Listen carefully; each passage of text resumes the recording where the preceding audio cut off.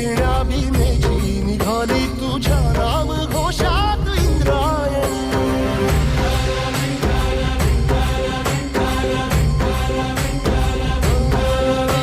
भिडे आसमंती ध्वजा वैष्णवांची उभी पंढरी आज नानावली. तुझे नाव ओठी तुझे रूप ध्यानी जीवाला तुझी आस गा लागली. जरी बाप साऱ्या जगाचा परिपूर्ण